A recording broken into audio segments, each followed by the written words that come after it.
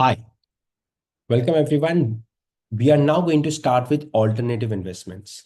In alternatives, there are these four readings, of which the first reading is based on commodity derivatives, okay, which is quite similar to what you studied in derivatives. A lot of things will be repetitive, right? Majorly, it's theoretical, except few parts where you have some calculations, very few. Otherwise, mostly this is theoretical. Then you have the other readings based on real estate. There are a couple of readings for that. And the last reading is of hedge funds. Hedge funds strategy, this was actually in level three. I don't know why they put up back in level two again. But you do not have other alternatives like which was expected, like private equity and more detail about venture capital or leverage buyout. Those details are not there in level two. It was there initially, now not anymore. So now the level two alternatives size is relatively less. You still have 5 to 10 percentage weightage. So you can expect anywhere 4 to 8 questions or two vignettes at least. And you just have four readings. Majorly it's theoretical, and I recommend to do this after derivatives. In fact, continuing with derivatives because it's almost on the same lines. Now we are going to start with the first thing, that is introduction to commodities and commodity derivatives. Okay. Here we are going to discuss about the fundamental analysis of commodities, how global market plays an important role in commodities. Then we are going to understand something very interesting about the pricing and valuation, especially with regards to something called a spread, contango, backwardation. These all terms you must have heard in level one. We are going to discuss that at length in level two. Then there are three theories of commodity future returns. Very important theory. We are going to discuss that. And finally, how to derive returns in commodities and what are the commodity indexes. Now, all of this is packed in a short 12, 13 pages.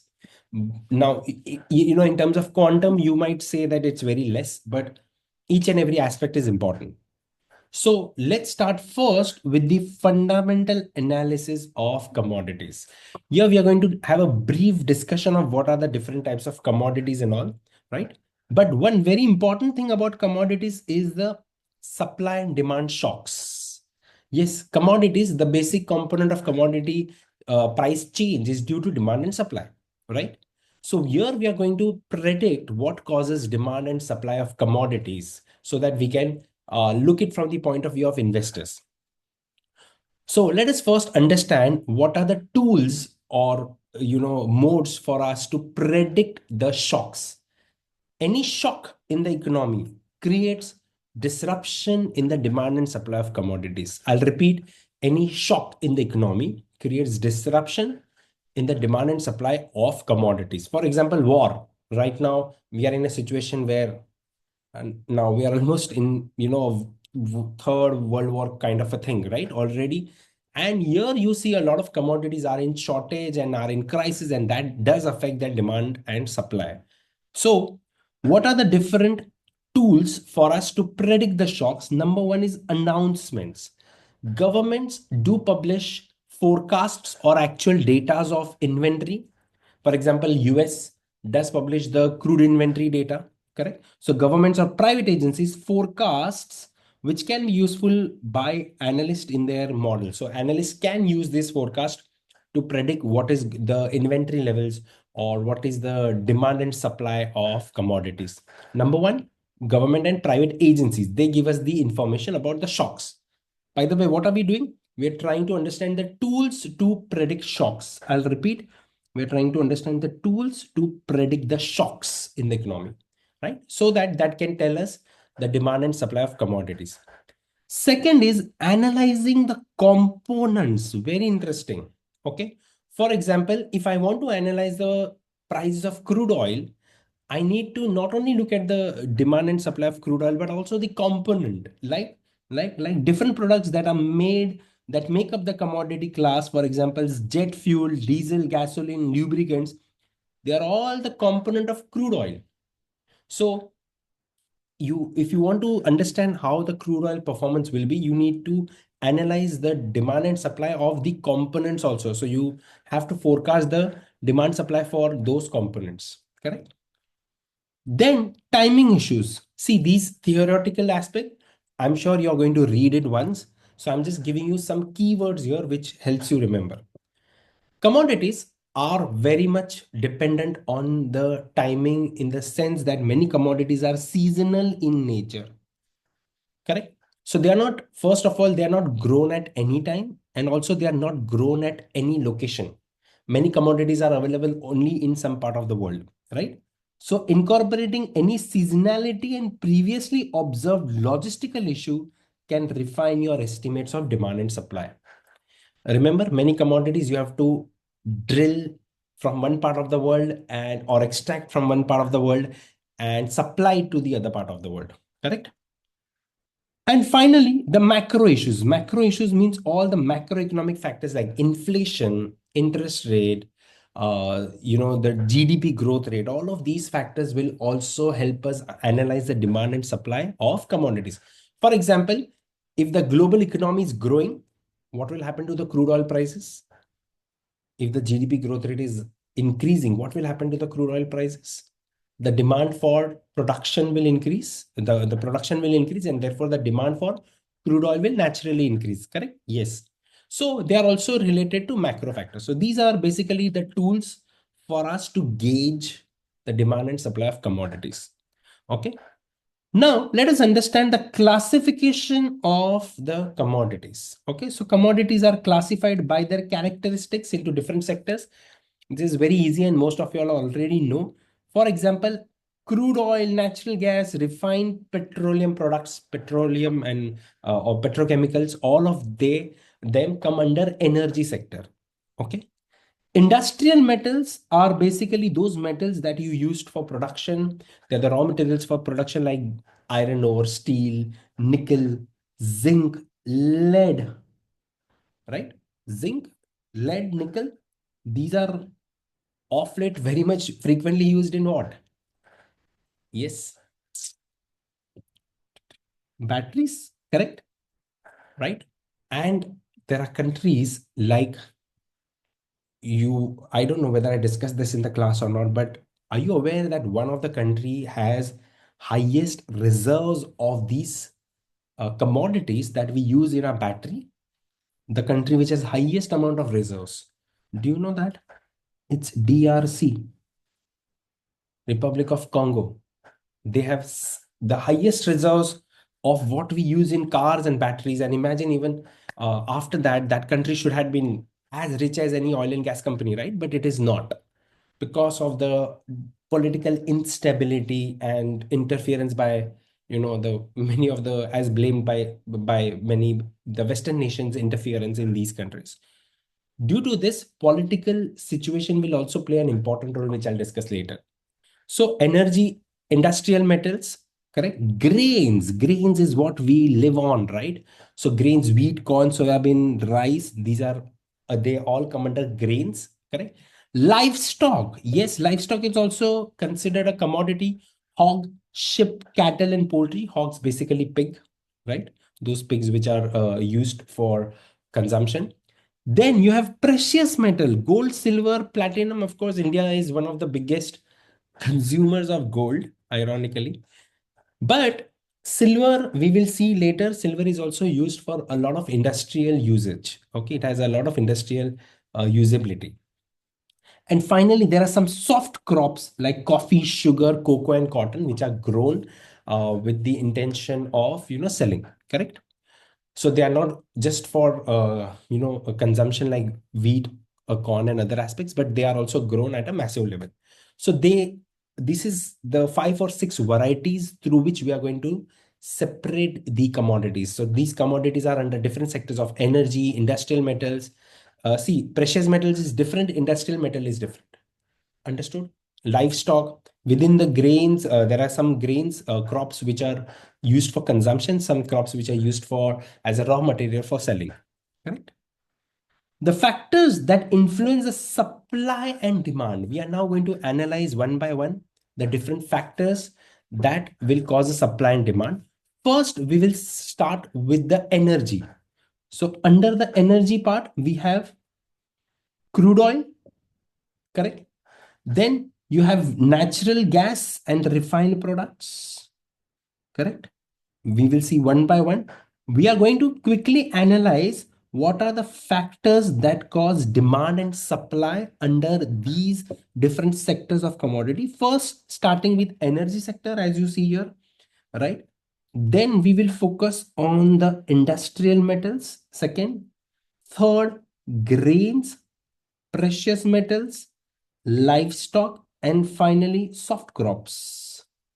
So quickly, I'll walk you through, all this demand supply. You don't have to reach each and every word.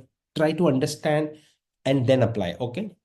First of all, crude oil. When I say energy sector, it is, as we discussed, crude oil, natural gas, and refined product. One by one, we'll discuss crude oil, the black gold, basically, right?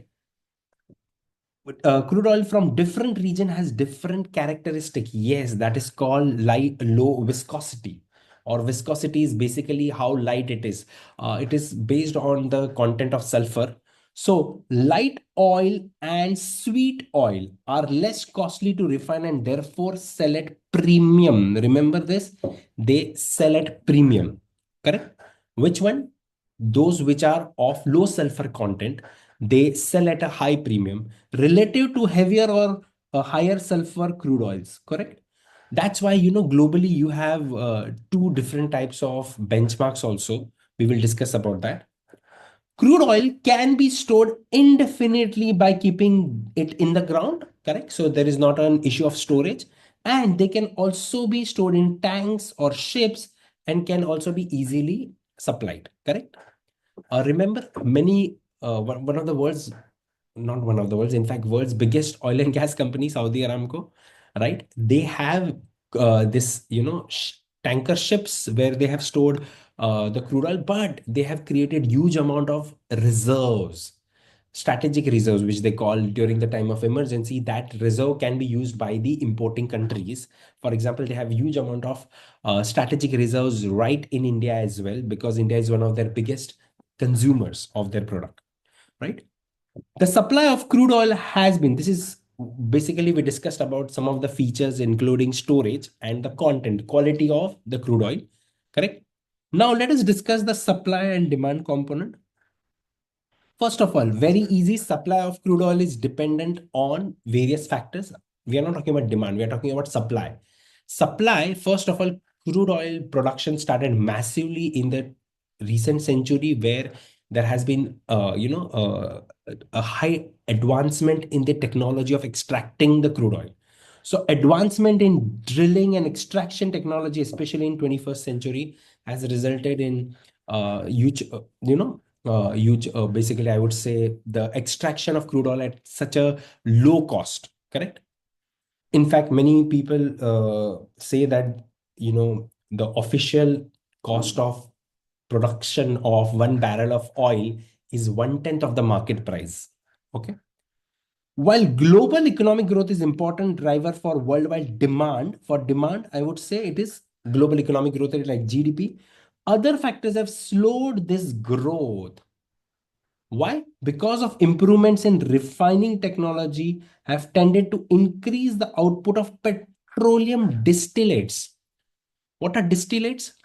Distillates basically are the components which are removed and they are separated from the crude oil. Okay. So from each barrel of crude oil, and improved engines are able to produce more work from each gallon of this distillate. So basically, with different variety of the components, or different variations of the crude oil, you now get more efficiency in the vehicles and all, right?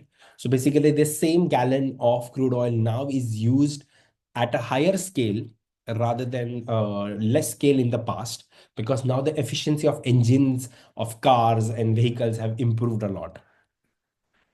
Economic cycle can also affect the demand. So we are now focusing on the demand. As I already told that economy matters more, right? Which is higher during expansion when the credit is widely available. We already discussed that, correct? And improvements in efficiency of alternative sources of energy. This is where EVs come to play today. Advancement in alternative sources, green energy, the focus on ESG, all of that acts as a substitute, and due to this, what will happen or what has happened, there has been reduction in the overall growth and demand for oil and gas, especially oil. Got it? Right? Increasingly stringent restriction on oil exploration and production has also caused, a massive disruption in the demand of the oil. Plus, as I said, one reason we can't deny is the political risk, which is always inherently present. And there has been, I need not say there has been wars and wars just for controlling the, production of crude oil. Correct. Now, this is what we discussed about the crude oil. More detail we go about refined products, then we'll go for natural gas. Refined products are gasoline, heating oil, and jet fuel. Jet fuel, which is also called as air turbine fuel, they are only stored for short periods, for very short period, right? Now, the ironical thing here is that refinery output is relevant, is the relevant supply consideration. Okay. The geographic concentration of refinery capacity means extreme weather in some regions can significantly affect the supply of refined products. Now, the extraction of crude oil can be at multiple places around the globe, but the refineries are concentrated in few places. Do you have any idea which is the world's biggest refinery? World's biggest refinery is in India. Of course, everyone knows this guy after the massive spending that they've done in the wedding, the Ambani family. But the world's biggest refinery is in India. Now, India is not the biggest producer of the oil, but it's the biggest refinery. Likewise, the refineries are concentrated in few places, even if the products are, even if the refined products are extracted, or sorry, not the refined products, but the crude oil is extracted from one part of the world. But to make into refined products, you need to supply the crude oil, and that is these refineries are concentrated in very few pockets. Got it? Seasonal factors, yes, they affect demand for refined products in a greater vacation travel in summer months, increasing the gasoline demand, and colder weather in winter increases the demand for heating oil. Yes. So when people are traveling in summer, they require air conditions. So for that, the demand of gasoline increases. But when it's very cold winter, at that time the heating oil demand increases. So season plays a very, very important role. In fact, there are derivatives on the climate, correct, on the temperatures. Now let's discuss about natural gas. Natural gas, yes, can be used as it comes out of the ground with very little processing. It just, I had seen one of the facility where, and I'm sure those who work in oil and gas, they probably know this, that how the fracking is done, and how the natural gas is generated from the oil and separated. Correct. Transportation, however, plays an important role in energy pricing. Yes, LNG, especially liquefied natural gas. Who is the biggest producer of LNG? Of course, the world's richest country, one of the richest country in terms of GDP, Qatar. Qatar is the world's biggest supplier of LNG, right? A small nation, but such a massive supplier. Crude oil can be transported at low cost, but natural gas cannot be done in the same manner. They need to be cooled in a liquid state to be transported by ship, and it is very risky as well. Significantly increase the cost of transport, right? In fact, unfortunately, you've seen many accidents globally, which results in massive blast when the LNG or gas supply, unfortunately, encounters some accidents. So it is not so easy. It is very risky to do so, and unlike crude oil, which can be stored, LNG or gas, basically the transportation of gas is a major concern, right? And it is very costly to do so. The supply of associated gas produced in conjunction with extraction of crude oil, is tied to the production of crude oil. Got it? This is associated gas. This is basically extracted with the crude oil. But then there is something called what we know is unassociated gas. This is produced from formation where oil is not present, so that its supply is not tied to the demand and production of crude oil. These are the two variants of the gas, correct? But overall, the supply and demand for gas depends on so many of the same factors as that for the crude oil, but seasonality due to weather is more pronounced. As I said, that the demand for heating oil or the demand for gasoline is dependent on how the winters are very cold, especially in the European and the Arctic and the American region, or how the summers are too hot in the Middle East and other equatorial part. Got it? Right? Now let's move to the second thing, that is we are going to discuss the demand for industrial metals.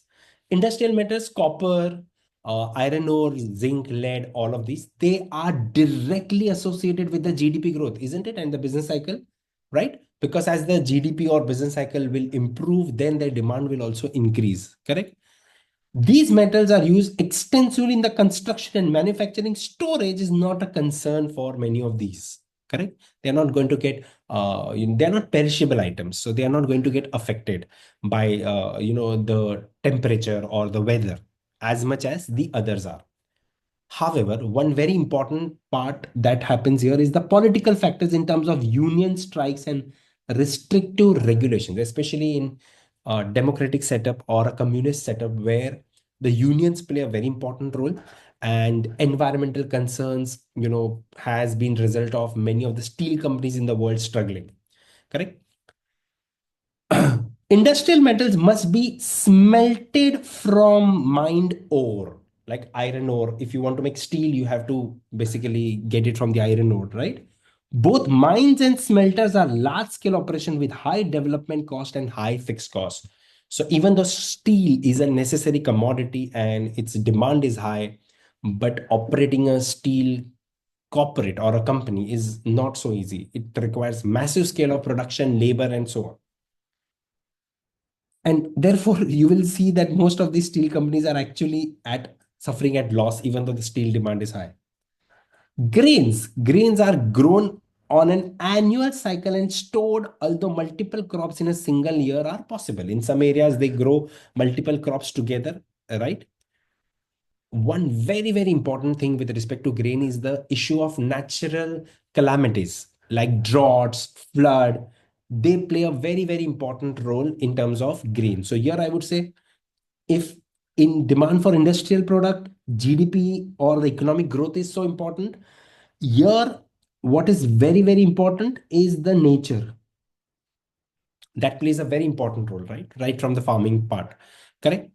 It would be difficult to overstate the importance of grains in feeding the world's population, especially during this political instability, that even UN had to intervene to let the flow of grains continue from Ukraine during the Russian-Ukraine crisis.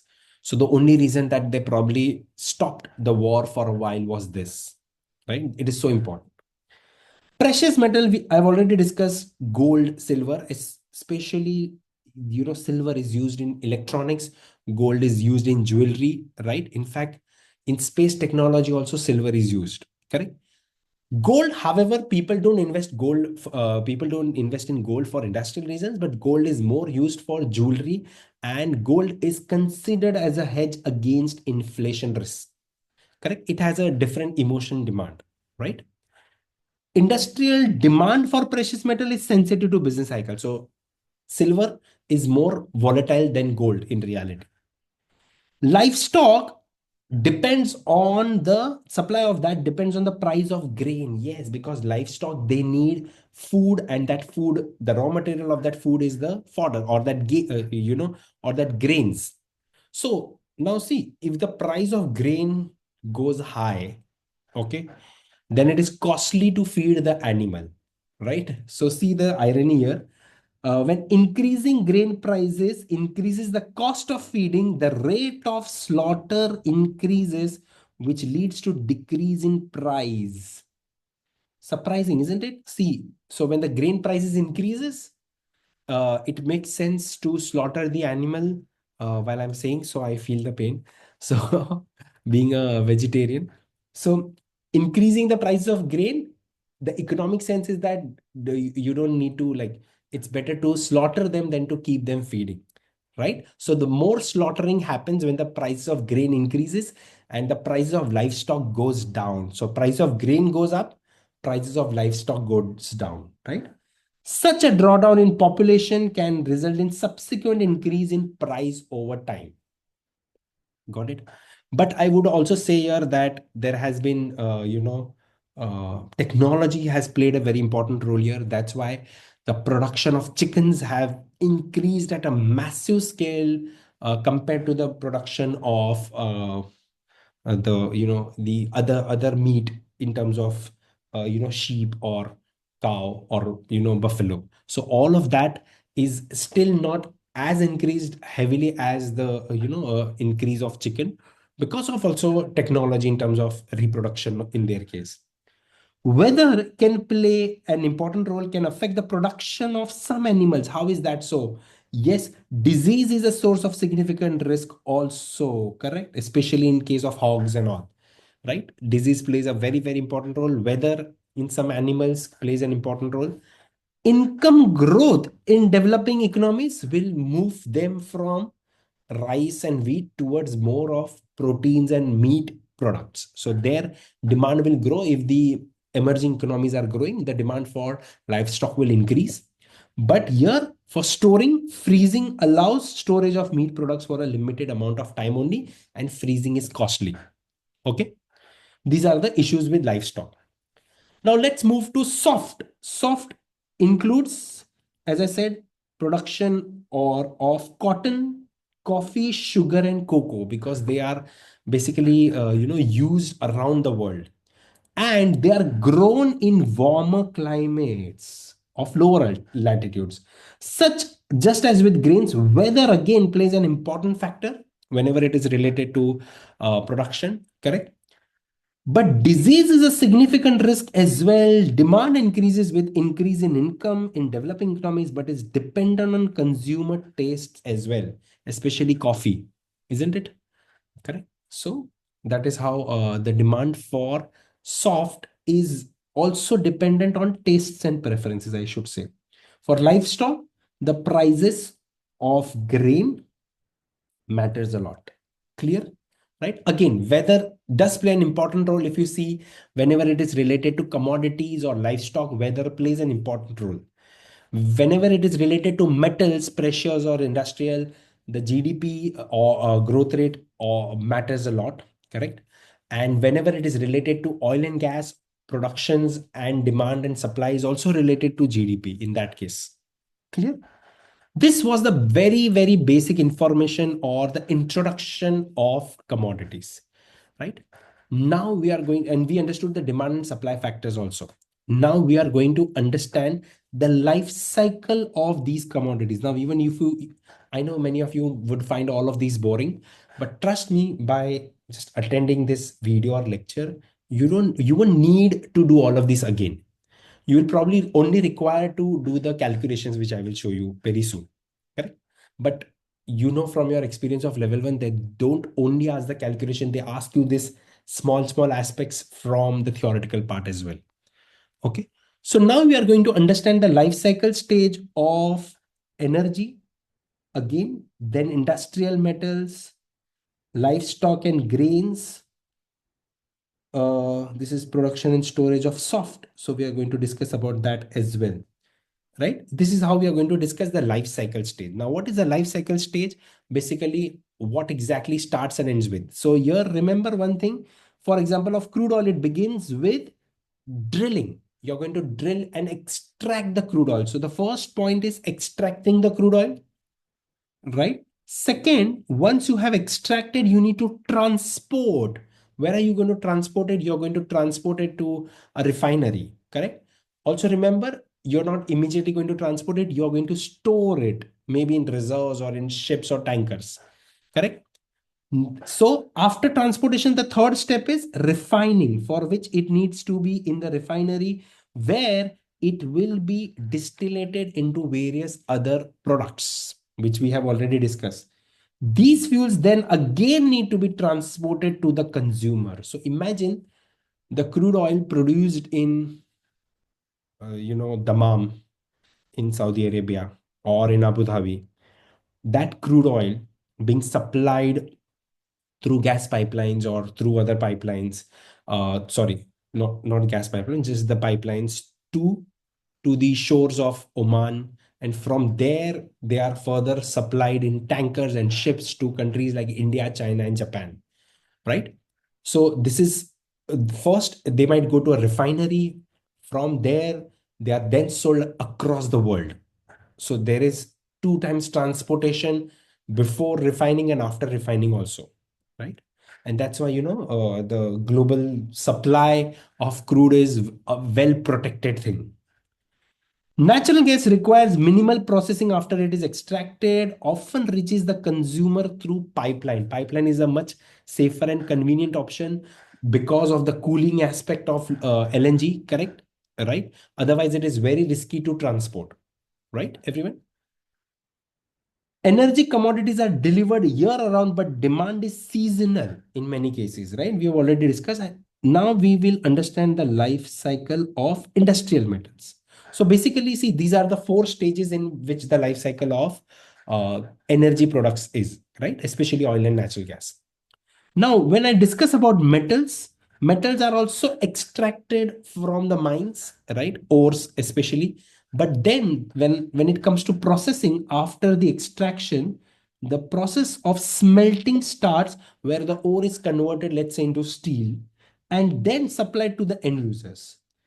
Again, storing can be done indefinitely. It's not as complicated as oil and gas, right? Storing is much easier here, and regular flow of output means the end users can meet their needs with monthly deliverable future contracts. So many of these factories, you can't stop them. So they are constantly producing the steel and all, right? So the supply is constant in nature. It's not going to be depleted so soon.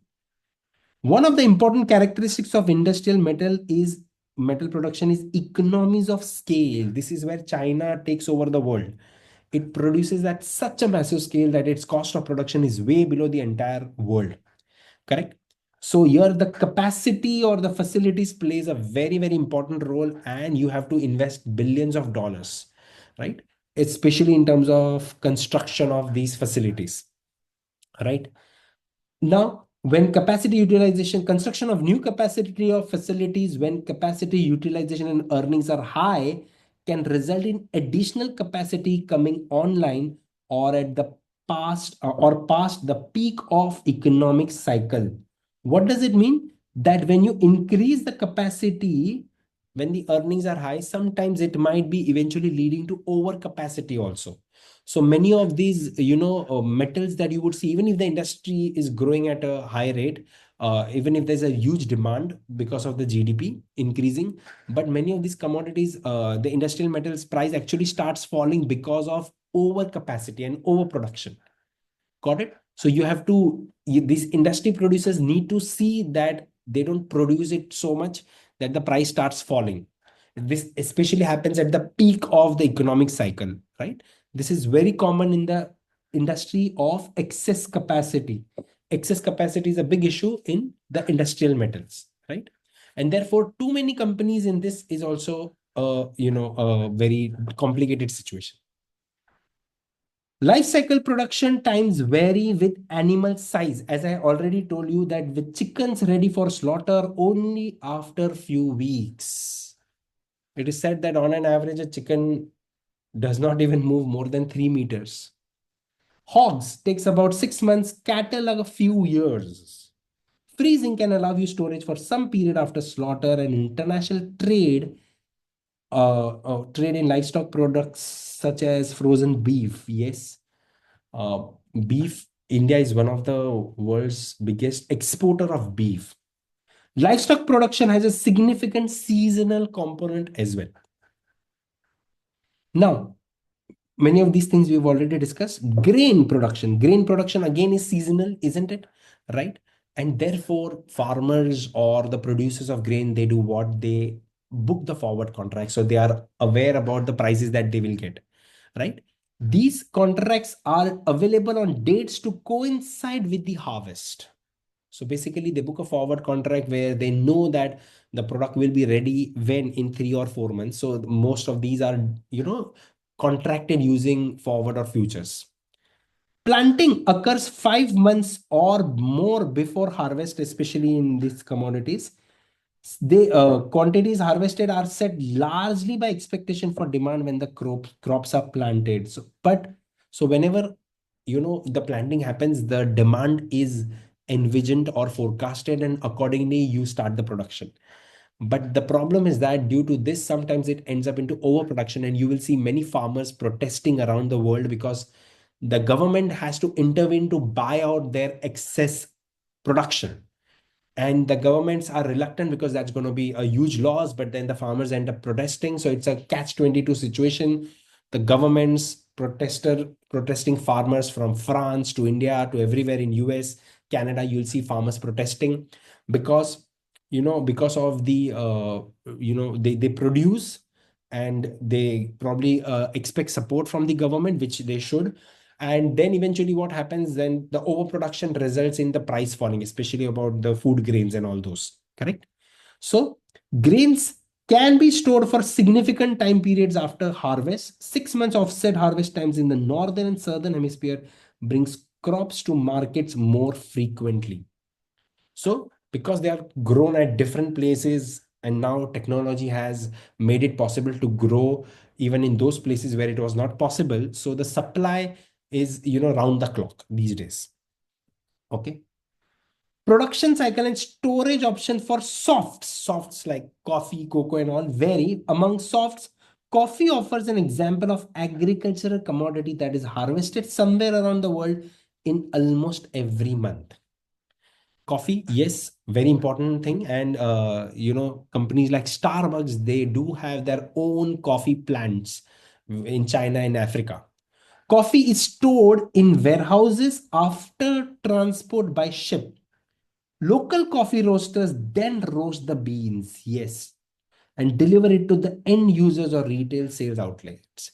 The two famous, the very two famous ways or types of coffee beans traded in the world. Many of you all must be aware, those who are coffee fan. The two different types of coffee beans are traded are Robusta and Arabica, with Arabica being the premium product. Anyone having idea about what is Robusta and what is Arabica?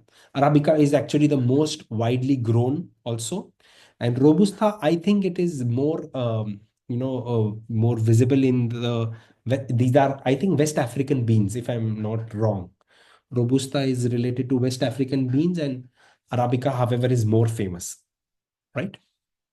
Now, to hedge the price risk, coffee producers do what? Can sell the futures market for delivery to a warehouse, and consumer companies can buy in the futures. Like Starbucks can book a buy order, and coffee beans, those are the sellers or coffee producers can book the sell order on derivatives contract. Correct? This way they can lock their prices. Clear? A lot of information, right? If you have any information about any commodities, feel free to let me know. Right? Okay. Yes. Now let's get to the business. What exactly are we doing in commodities? After understanding the basics of commodities, let us get into the valuation and pricing of commodities. Okay. So those who invest in commodities, they know that commodities have some unique features. So what are the valuation of commodities compared to equities and bonds? Now, remember, does stock and bonds have any storage cost? They are not physical, right? So they don't have storage cost. Commodities are physical, and they do have storage and transportation cost. So they do have a cost. But unlike stocks and bonds, they do not have benefit. They do not have cash flows. They don't have dividend or interest. So no cash flows they have, but they do have cost. No benefit, but cost. Got it? Right? Now, do you remember the equation spot plus, or you can say uh, plus the time value of money component, that is risk free, which you generally say S into 1 plus R to the power T, right? This is common difference between present and future value, right? So when I say what is the future value of any asset, it is spot plus the risk free component. risk-free on the spot itself, right? But in commodities, there is one more additional component, that is storage cost. Storage cost will include the warehouse, insurance, etc. This storage cost, remember, is added. Added. Benefit is subtracted, cost is added. Got it? Right? Now, stocks and bonds can be valued by calculating the present value of their expected future cash flows. Commodities produce no cash flows. However, price of the commodity can be viewed as the discounted value of expected selling price at some point of date in the future. So yes, present value is based on the future prices of commodities that you expect. However, remember, unlike stocks or bonds, there is not going to be any interest or dividend. There is not going to be any coupon or dividend, right? Storage costs, as I said, can lead to forward prices that are higher the further the forward settlement. Yes. So, guys, remember, the longer maturity the contract, the higher will be the storage cost. Storage cost increases with the time. The more the time, the more the storage will be required. Correct? Now we are going to understand the components of this. We are going to detail out the calculation and we are going to derive the prices. But before that, let us understand who are the participants in the commodities derivatives or commodities futures market. Right? Remember, the one common thing here are hedgers. Hedgers are always there to hedge, like farmers or those who are going to need the commodity. Like I already told you, Starbucks will need coffee. So hedgers are always there to protect the prices. But apart from the hedgers, there are others like traders and investors, correct? Along with hedgers, right? Exchange, speculators, arbitrators, commodity exchanges, and regulators, and finally you and me, commodity analysts. These are the people who are part of the commodity derivatives market. First of all, traders and investors in the commodities can be classified as informed investors who provide liquidity to the market, or are arbitrators. See, these guys are the ones who are smart investors. They are the ones who are willing to make money on the commodity market. Now, you might find them very close to speculators, right? Speculators are also informed investors. See, check here. Speculators take on commodity risk in futures, and they may act as informed investors seeking to exploit information or information processing advantage with the hedgers. So, guys, if you will notice, speculators and traders, investors, not a huge difference. Traders and investors are there to make money through the commodities, right? But speculators are, they are not too much interested in the fundamental. They probably just think that there might be some possibility of gaining short-term gains, right? They just see the demand supply and then they accordingly bet on the commodities like any other assets. Their objective is to earn profits only, right? So they might do long and short, and they might see the demand supply as to how the hedges are reacting and accordingly take position. Arbitrageurs, on the other end, they are there in the market to capture the difference, correct? Now, what they do, they often are in the business of buying and selling and storing physical commodities when the difference between spot and future is too large or maybe too small. So sometimes what happens that the futures are, trading at a much higher price. When this is the issue, when the difference is too large, what will the arbitrage do? He will buy the physical commodity, store it, and sell the future contract if it is too high. Correct? So he will rather make more money by selling the future contract than buy the amount that he's going to spend on buying the physical commodity right now in the spot and storing it. So when the future prices are too high, you sell the futures and buy the commodity in the spot and store it. Correct? And opposite you will do when the price difference is too small. Arbitrager cannot store the commodity by selling from its own inventory and going long futures, replacing the inventory at a future date. Now, in this case, the arbitrager is doing the opposite thing when the price difference is too small. If it is too wide, then it makes sense to take the physical commodity, store it, and sell the future contract. Opposite you will do when the price difference is too small. This is what arbitrageurs do. They play between physically storing the commodity and selling the derivative contract. On the other end, if you notice hedgers, as I already discussed, they are also informed investors because they either produce or use the commodity. So they know in and out of the commodity, right? They are basically there to protect their uncertainty. Hedges can reduce the risk by buying or selling futures contract. For example, a corn farmer. What is a corn farmer worried that what will he or she get when she is ready with the product? So they are worried about the prices increasing or decreasing. They are worried about the prices decreasing, right? So they will do what? A corn farmer will do what? What contract will the corn farmer do? Long or short? The corn farmer will do a short futures contract, correct? But a cattle producer who's probably going to use it as a raw material to feed, he is worried that the prices will increase. So he will probably go for long the future contract. Understood, everyone? Correct. Same way I gave you the example of coffee and Starbucks. The coffee producer is basically worried the prices will go down, so he might short the futures. But coffee buyer, the beans buyer, like Starbucks, is worried the prices will go up, so they will probably go long for the futures contract. Clear? Finally, there are commodity exchanges where commodities are traded. The commodity futures, basically, we mean. So they are traded on recognized exchanges, right, around the world. Dubai Gold Commodity Exchange, Multi Commodity Exchange. These are global. Chicago Board of Trade. All of these are no, not Chicago Board of Trade. U.S. Commodity Exchange. These are COMEX, basically. COMEX is the commodity exchange of US. These are global commodity exchanges where all different types of commodities are traded for different maturities and different contracts, right? They reflect the worldwide production and consumption of commodities as well as the globalization of financial markets. Investor can trade them through any device, including the Bloomberg terminal. Correct? Right. Now, there are commodity analysts like you and me. We are non-market participants. We just do the analytical work for various entities like governments, they're saying universities, economic forecasters, and data analysis part. I was one of the, for a very short while, I had got the role of analyzing commodities, oil, copper, crude, gas, and silver. That was my job to analyze it for a very short period.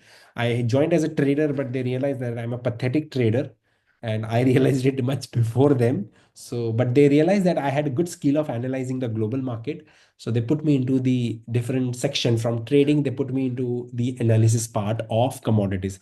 I really enjoyed it because it was so much macro. It was so much related to macro. Finally, various commodity regulators are responsible for the regulation of commodity market. It is also tightly regulated, especially in US. You have CFTC, which is Commodities Futures Trading Commission. You don't need to memorize it. Just need to know that these are one of the participants of your commodity derivatives market. Clear, everyone? Okay. Yes. Now, quickly, we are going to discuss what is contango and backwardation, what is basis, and what is calendar spread. This, if you want, you can write it also. First of all, I will write now what is called the basis. Okay. Basis is nothing but the difference between the spot price and the future price. Okay. That is called the basis. So I will write down the first thing. What is basis? Basis in commodity market is the difference between the spot price and the future price. Okay. That is one thing. So see here, the difference between the spot, that is the cash price, and the future price for a date in the future is referred to as basis of that particular contract. So basis is calculated spot price minus the future price and can be negative or positive. But this is basis. Now, whether it will be negative or positive, it depends whether the market is in contango or backwardation. Now, what is contango and what is backwardation? See, normally, if the future prices are higher than the spot price, I'll repeat, if the future prices are higher than the spot price, we say the market is in contango when futures are greater than spot. But if the future prices are lower lower, if future prices are lower at dates further in the future, then the market is said to be in backwardation. So I can also say future prices are below the spot. I would say the market is in backwardation. Correct? Now that will tell you if the market is in contango, what will happen? The future prices will be more than the spot. So can I say in that case the basis will be? Yes, yes. Can someone tell me what will happen to the basis? If the future market is in contango, then the basis will be negative, isn't it? Because what is the formula of basis? See here, the basis formula is spot minus future. But when I say markets are in contango or in backwardation, what happens? In contango, the future prices are higher than the spot prices. And in backwardation, the future prices are lower than the spot prices.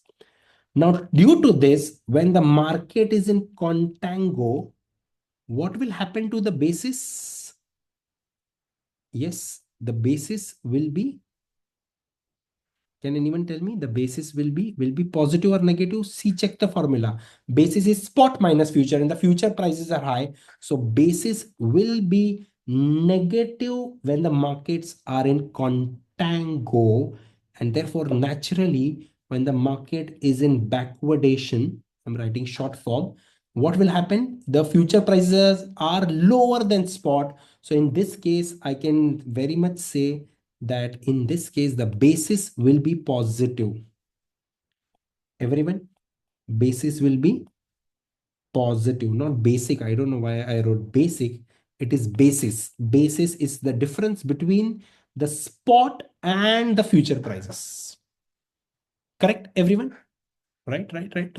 Does anyone have a question? Yes. Okay. Clear, clear, right? So in backwardation, the basis will be positive. In contango, the basis will be negative. Now, let us understand what is calendar spread. Calendar spread. Now, remember, there are future contracts for various maturities: 1 month future, 2 month future, 3 month future, and so on. So, what happens in calendar spread? See this, very much similar to basis, right? The difference between the future price of a near maturity and the future price of a more distant maturity. For example, let's say future of January, which is let's say 1 month from now, and future of March, which is 3 months from now. The difference between both is called calendar spread. So I will write here the difference between the future prices of near maturity, let's say T, and further maturity. Let me write T plus 1, for example, if it is 1 month. The difference between both is called calendar spread. Now, guys, tell me, when the market is in contango, the future further they are will be higher, isn't it? So, can I not say in that case, under contango, what will be my calendar spread? Can anyone tell me what will happen to calendar spread when the markets are in contango? Contango. The current future price will be low. The further future price, the farther they are, the more higher will be it will, right? So the calendar spread will also be negative if the market is in contango and positive when it is in backwardation. Clear, everyone? Overall, very easy for you to understand that what happens here. So when the markets are in contango, we already discussed the calendar spread and basis both are negative, and where they are in backwardation, calendar and basis both are positive. Clear? Rest, they have discussed about roll return. You can skip it right now because we are going to discuss roll return later. So you can simply skip it as of now. This is going to be repeated later. Everyone understood the basis, calendar, spread, basis, and contango and backwardation? Yes, yes, yes, yes. Check, check, check. Let us do some questions regarding to this. Okay. See, first, I'll directly take you to question number 5. 5, 5. Check this. Oh, sorry, 4, 4. No, 5. I'm so sorry, 5.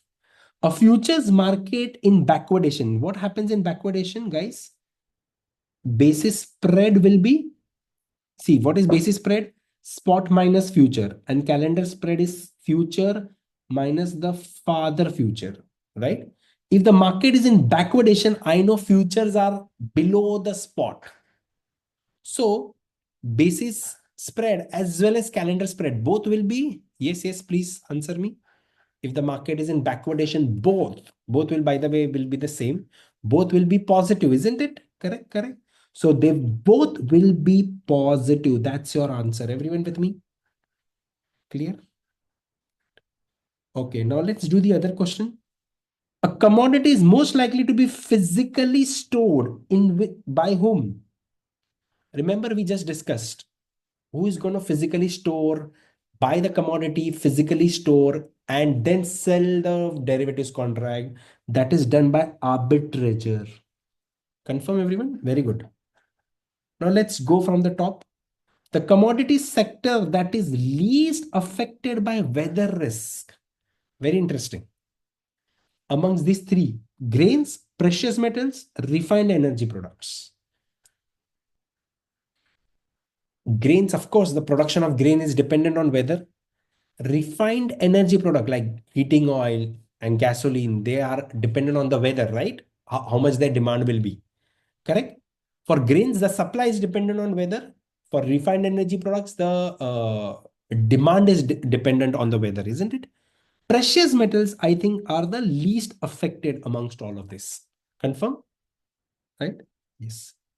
For which of the following commodities is the production and consumption cycle least affected by seasonality? Hogs, coffee, or natural gas? Hogs, that is livestock, coffee, or natural gas, which is least affected by seasonality, they are saying. Yes, yes, yes. Coffee is least affected by seasonality compared to the others. Got it? Everyone?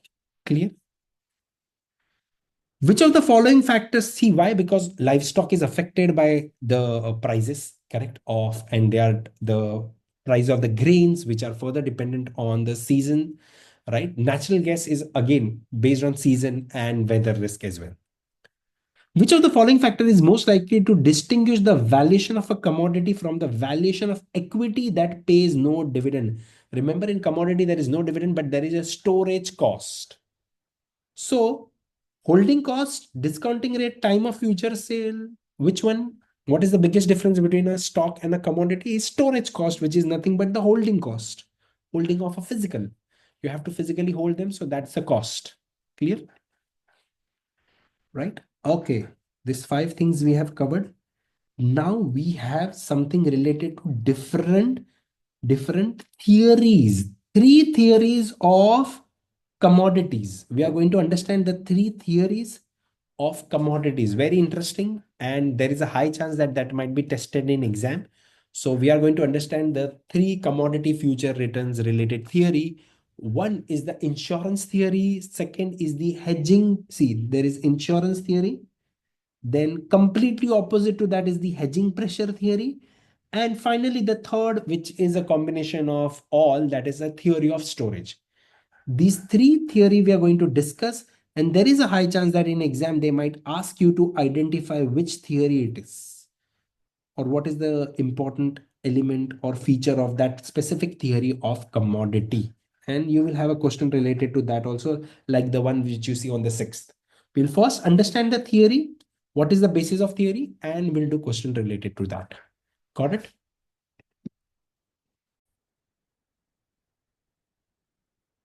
So we are now going to understand the three theories which are going to tell us how the commodity returns are derived. So commodity returns, now when I want to invest in commodity derivatives, I need to know whether the prices will increase or decrease. Of course, that is based on your expectation. But those expectations are built up into three commonly known, very famous theories. Okay. So we are trying to understand the three theories which determine the returns on commodities. And they are based on what will be the future prices, basically. right? These theories are number one called as the insurance theory. Now, I'll tell you some key words here. First of all, this theory was derived by Professor John Keynes, John Maynard Keynes, who got Nobel Prize. This was the guy on whom you also have heard of many of these theories in level one called as Keynesian theory. Remember the Keynesian theory, the one who propagated that, the one who helped the US economy pull out of the Great Depression of 1929. So, under this theory of insurance theory of commodities, the view is from the producer's side. Commodity producers. See, commodity producers, like let's say farmers, what are they worried? They are worried that the prices they will get for the commodity will be high or low. What is the risk? The commodity producers, yes. What is the risk or concern? Their concern is that the prices that they are going to get for the commodities will be relatively less, right? So this is from the producer's point of view. So what will producers do? They are saying that the insurance theory says that the market is dominated by the producers. And producers, since they face uncertainty about the price they will receive, they mostly, of course, they do what? They are uncertain about the prices that they will get. So they are going to sell futures. So here, when I see the market is dominated by producers and all of the producers are going to end up doing short futures. So they're going to do short futures. So there will be a higher pressure on the sale of the futures contract. This will result in the prices increasing or decreasing. Well, they are saying this will end up the prices going down. Yes, because there's more selling pressure. So it says that the future prices will be less than the current prices, right? So in this case, I can say the market will be in backwardation. Why will it be in backwardation? Because of the short contracts being done more by the producers, and the market is dominated by the producers. This is the reason why the market will be in backwardation, and it is called normal backwardation. Normal backwardation also. Got it? Now, this means that the markets will be, the future price of the commodities will be low, right? However, there are some problems with this theory and not everyone agrees to it. So there are 2 points which the theory lacks on. So the points, or you can say the problems with this theory, I say the problems or the points of lacking of this theory is: number one, they have said that if you say the market is in backwardation, correct? And those who basically bet on that, they are saying that the first finding is that for markets in backwardation, buying future has not resulted in extra returns that the theory says buyers should receive for providing insurance. Now, did they say something like this? Yes, check here. The insurance theory states that the future price will be less than the current spot price to provide a return to those who are buying futures from the producers, means those who are providing insurance to the producer. Remember, why is it called insurance theory? Because the producers need protection for the, what if there is a fall in price? So those producers are going to do short. So the long, the ones who are doing long, they are providing insurance, right? So the insurance seller should get some return, correct? And when will they get return? When they right now sell at a higher price and when they buy at a lower price later. So they will get returns if the market is in backwardation. Now, this is the basis of this theory. That's why it's called insurance theory. And the prices are dominated by producers. So the insurance provider, the long, basically will want some positive returns. And that is possible when the market goes in the opposite direction. That is backwardation. Now, the problem is that they are saying in reality, the ones who have provided hedging or the longs have not always made returns, positive returns. That means if that is the case, then the point of providing insurance does not make sense. That is number one problem with this theory. Number two is that they are saying that the market is in backwardation, but in reality, do you see the future prices are going down? No, the future prices are actually going up, isn't it? So it is completely opposite of what the insurance theory says. The insurance theory says that those who are providing insurance should get positive returns, but generally commodity markets are mostly contango. Contango. So if they are in contango, the insurance provider does not benefit. So the theory lacks logical and practical basis. Got my point? So insurance theory is based from the producer's point of view, and most of the producers will do what? Short the derivatives contract. So can I say the basis of the calendar spread with insurance theory will be basis spread and calendar spread will be, yes, positive or negative? If the markets are in backwardation, the basis and the calendar spread is, yes, please tell me. The basis and the calendar spread is positive, spot minus futures, right? The future prices are low. Clear? Now, completely opposite to the insurance theory is the hedging pressure hypothesis. Now, here the theory says that the prices are dominated by the consumer. Here it was producer. Here they are saying the prices are dominated by consumers. Now, consumers will preferably go for which contract? They will go for long contract. Those are going to need the commodity as a raw material. They are worried that the prices will go up. For example, they've given about the baking company who needs the dough. So they will do what? They need that, they're worried that the prices will increase. So they will go for long futures contract. So here the prices are dominated by the long. So the further the derivatives contract or the future contracts will be higher than the spot. So here definitely the market will be in contango, isn't it? So therefore your basis and calendar spread will be negative. Now this looks more practical, isn't it? What do you think? In reality, markets are more in backwardation or contango? The future prices are generally higher than the spot, isn't it? Correct, correct, correct. So the market is generally in contango. So this theory, they say generally it looks like, a very appropriate theory. However, they have mentioned some problems with this theory also. Correct. What are the shortcomings of this theory? Producers typically face more concentrated price risk than consumers. Very important. Now tell me one thing, guys. Who is at a much bigger risk? For example, suppose I'm going to buy 1 kilogram of sugar. Am I more concerned about hedging or the producer is more concerned about hedging? Who is going to actually go out and hedge? The producers are going to hedge more or consumers?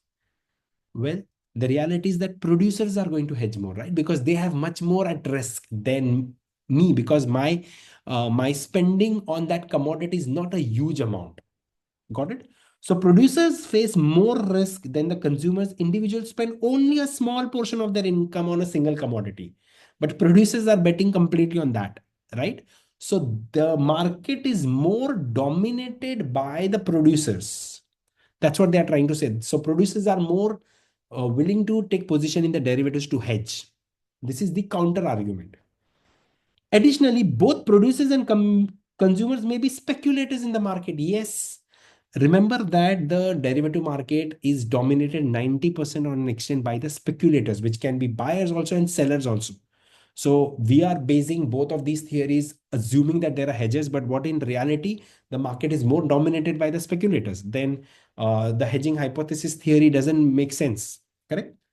Hedging pressure is not observable, so we cannot directly test the hypothesis that relative hedging pressure is caused by backwardation, causes the backwardation of contango. So basically, they are saying that there is no hypothesis to prove the point. So first point, that market is more dominated by producers. Second, they face more risk. Second, they said that there is quite an evidence that there are speculators which can disrupt the theory. And the third, they have said that there is no hypothetical evidence to conclude that the contango or backwardation is due to this theory. So these are the shortcomings of hedging pressure theory almost, although it looks more sensible that the markets are in contango. So concluding, the insurance theory is from the producer side, who are always doing short futures contracts. So market is in backwardation. Here it is from the consumer's point of view, who are going to long the contract. So market is in contango. Both have their shortcomings. Now, a theory which takes care of both is the theory of storage. Now, remember, I already told you that the future price combines three things. One is the time value of money, right? Correct. So the spot price, which takes care about the time value of spot price and the time value of money, the risk-free rate, correct? But there are two more components which play an important role. That is the storage cost and convenience yield. Convenience yield is basically the benefit. It includes the benefit. Commodities have a non-monetary benefit of storing the asset, or the physical commodity can be used. So storage cost is the cost of insurance, warehouse, transportation, etc. Benefit, remember, commodities have no monetary benefit like dividend or interest. They have a non-monetary benefit that a physical commodity is more useful because it helps in production and other things. So if the storage cost, let me discuss here. So the basic idea is whether the future market is in backwardation or contango depends on the relationship between cost, and when I say cost of storing the commodity, right, and the benefit of holding physical inventory. Physical inventory is convenience yield, non-monetary benefit. So they are saying very easily, see here, if the storage cost is higher than the benefit, means the future prices will be more than spot, correct? The future price will be greater than spot and market will be in contango, isn't it? Correct? Opposite will be the case when the when the storage cost is below the benefit or convenience yield. See this, when the cost of storage outweigh the benefit, future prices are more attractive and futures will trade at a higher price, and therefore the market will be in contango. And opposite will happen when the market will be in backwardation, when the cost is below the benefit, or I can say when the benefit of holding is more than the cost. Got it? Understood, everyone? So if the markets are in contango, when will that happen? When the storage cost is greater than the benefit, isn't it, everyone? This takes care about both the cost of physical storing as well as the physical benefit of holding the commodity, right? The benefit of having physical inventory available are referred to as commodities convenience yield, as I already told you. When physical stocks are low and there is a high probability that commodity will be short in supply. This is especially true during the pandemic when the commodity supply was stalled and there were no physical commodity available because of the transportation being stalled, right? The benefit of holding physical are higher. That time the convenience yield was much higher. Now, guys, when the convenience yield are too high, what will happen to the prices? The future prices will be very high or low? Tell me. When the when the production is when the supply is shortage and the physical need of having the commodity is much higher, the market will be in backwardation or contango. The market will be in backwardation, so the future prices will be way low, isn't it? Do you know that during the pandemic the future price of crude oil actually went up negative? Got it? Minus 35, if you remember. Clear? Have you heard about that? Like, do you remember something like this happened? Yes, but it didn't happen in the spot prices. So I had a lot of my friends telling me, Kunal, go to the gas station and see if they give you $35 for the barrel of crude oil. I said, brother, it doesn't work that way. No one is giving you money to buy the crude oil when the prices are negative. The prices were negative in the derivatives. And here you can find one of the reason can be very high convenience yield, because at that time, having the delivery was quite difficult and almost the world thought that it's going to be impossible. Got it? Clear? No one was also willing to store the commodity. Anyways, the theory of storage takes both the cost and benefit of holding the commodity. Clear?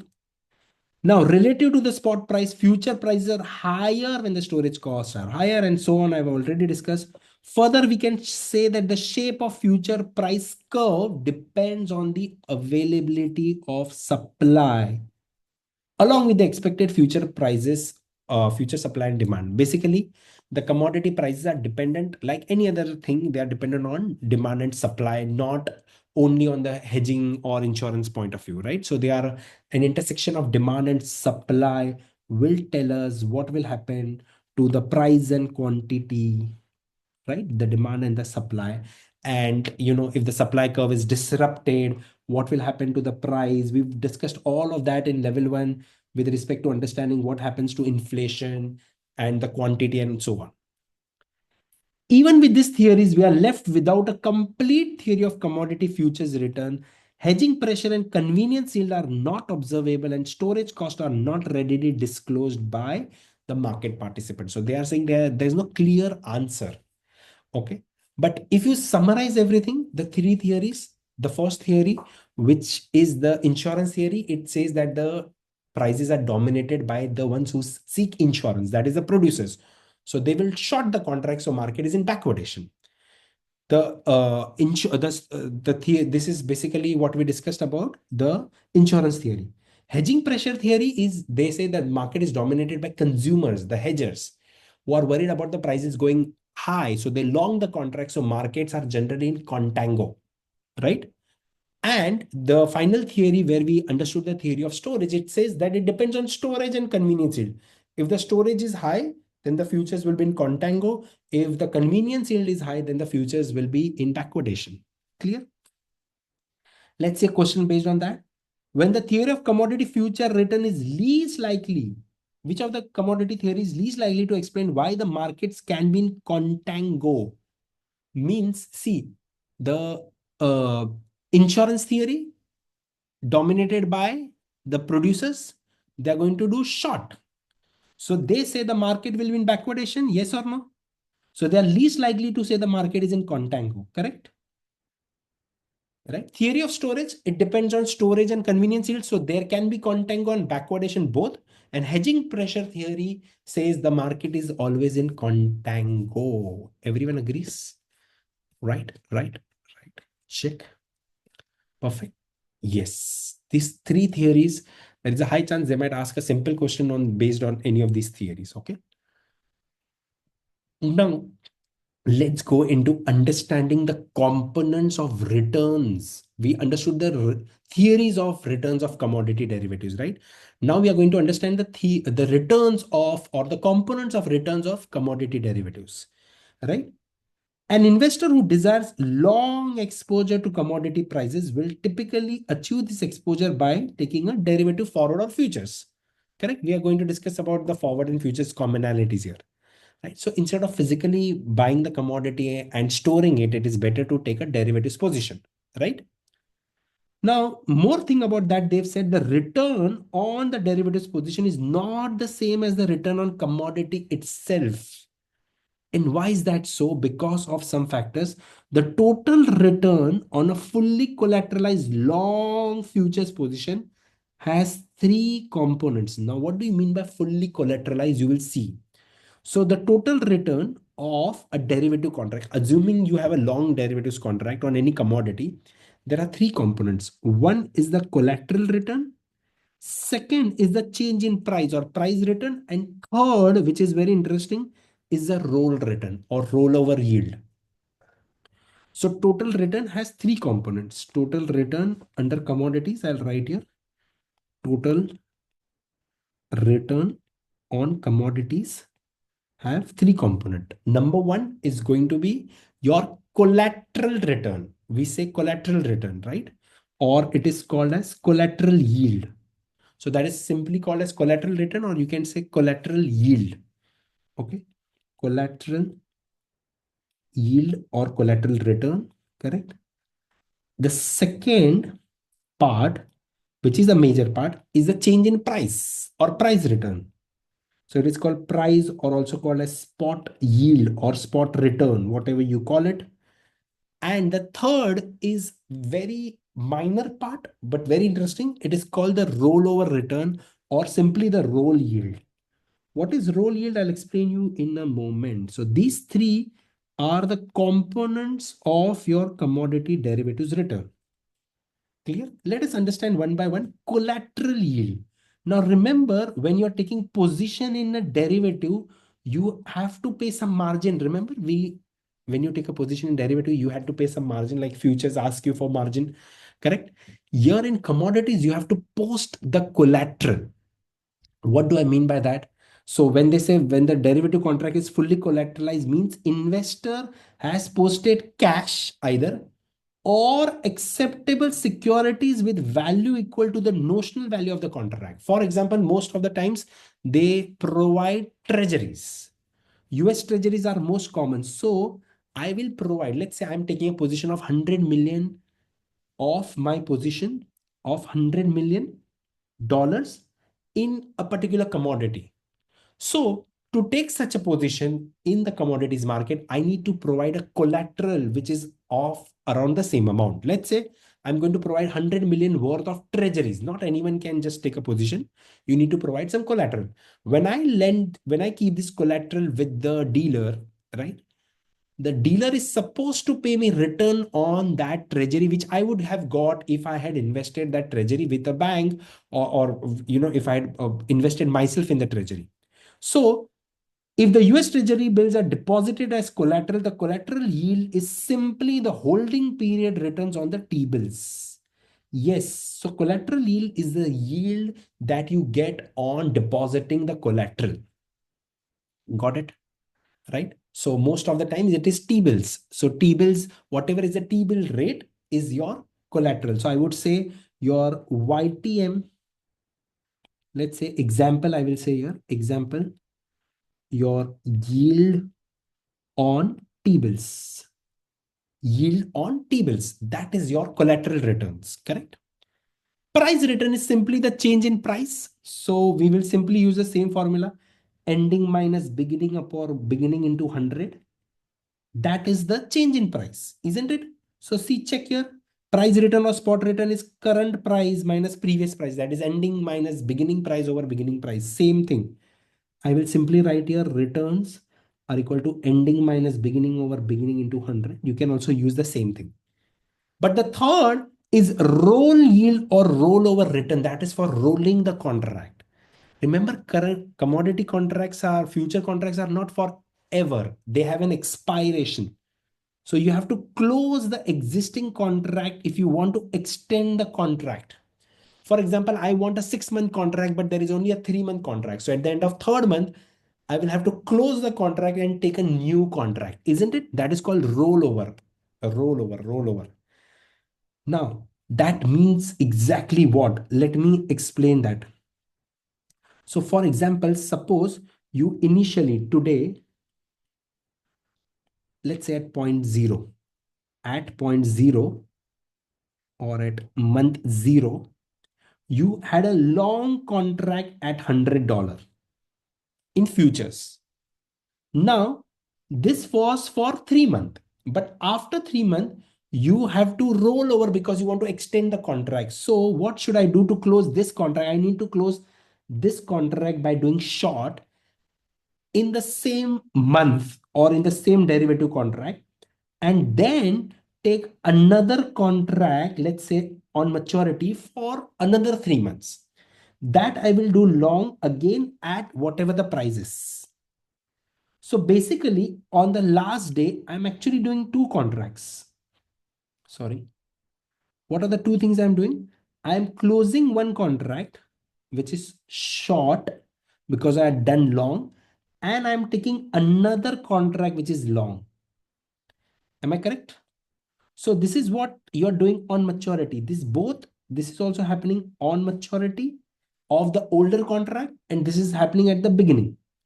So you're closing one contract that is called square off. And then you're taking another contract as completely altogether new contract. So while doing this, what if the prices are contango or backwardation? For example, if the prices are contango, what will happen? The prices of this contract, the closing contract will be higher, or the new contract will be higher. Yes, please tell me. If the markets are in contango, what will happen? Markets are in contango means, let's say this is July futures, and this is going to close in July, and then you have August, September, October. This is October futures. If the market is in contango, the prices are higher for July or October, they'll be higher for October, right? So here you will sell it, let's say at 120, but the new contract you will buy, let's say, is at 150. So guys, on maturity, you're closing a contract by selling at 120 and buying at 150, a new contract altogether. Are you making a gain or loss on that point, on these two things? When the markets are in contango, you're closing a cheaper contract and buying another contract, isn't it? So will that be a gain or a loss? If the market is in contango, yes, will there be a gain or a loss? Will there be if the next future contract price are high, your returns will be negative, isn't it? Therefore, your roll returns will be negative. Here, how do I find the returns? See, your roll return is price of expiring future contract. In my case, the expiring future contract price was 120 and the price of new future contract that I'm entering here is 150. So 120 minus 150 over 120, that's going to be my roll returns, which is going to be negative when the market is in contango. Isn't it clear? So see here, they have said the roll returns can be positive if the prices are in backwardation or negative when the markets are in contango. Check here. Check here. See here. They have said manager of a portfolio commodity is concerned over rolling over July contract, which is at 397 into November contract, which is at 406. So you're going to roll over from July to November, July to November. So imagine you had initially long position. If they don't say anything, it's a long position. Now you will short to close the long position of July. So July contract, you will short at what price? 397. And you will add the November contract long again, a new contract at 406. So the existing contract you're closing at 397, price of closing contract minus 406, the new futures contract divided by 397, your roll return is negative. Why? Because the prices are in contango. Are you with me? Understood? But if the prices were in backwardation, see here, they said for natural gas, the July contract price was 2.35 and August is 2.22. Then your roll return is positive because the prices are in backwardation. Am I correct? Clear? So what is the roll yield? Roll yield, roll yield. What is the formula of roll yield? Very interesting. I will discuss roll yield. Roll yield, first of all, let us understand the formula. This is price of expiring futures contract. So I say price of future contract that is expiring today, or I can say old, which you're closing, minus price of the new future contract that you are getting into it, right? So I will say the price of the future contract, which is new. This is future contract, which is old. All of this on the base. The base is the old future contract, right? Which is expiring. Old means expiring. So all of this divided by price of future contract old, or I can say expiring. Okay. I use the word old to make it easier.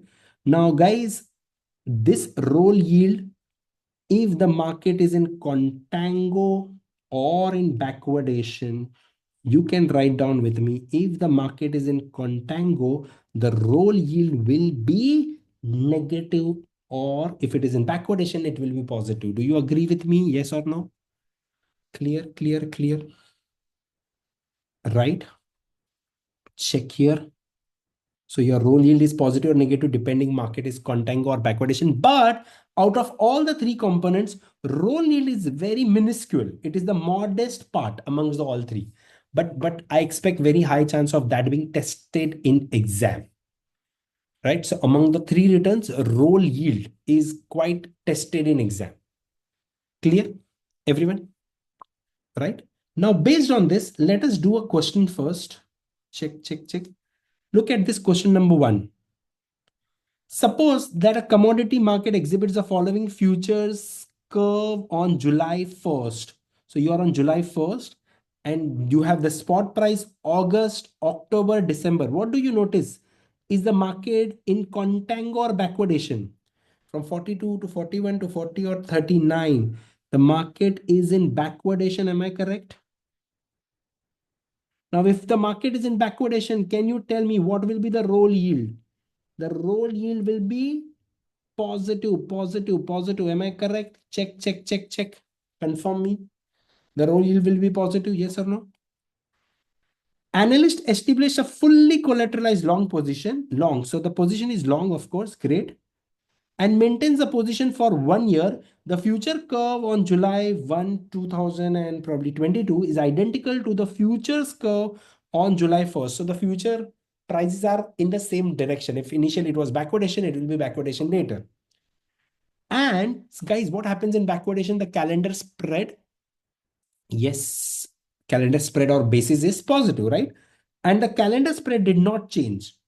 The investor's total return on the position is most likely, guys, total return has three components. Can you tell me the three components? Yes, total return has three components: collateral return plus change in price plus the roll yield. Okay. Now, guys, we have already discussed that market is in backwardation. So prices are falling. So this, and this. So can I say if prices are falling, this will be negative? Correct. Price yield will be negative. Roll yield will be positive, but very small part. Therefore, majority of the returns will actually come from where? Collateral returns, right? Collateral return will always be positive because there will be something that you will earn.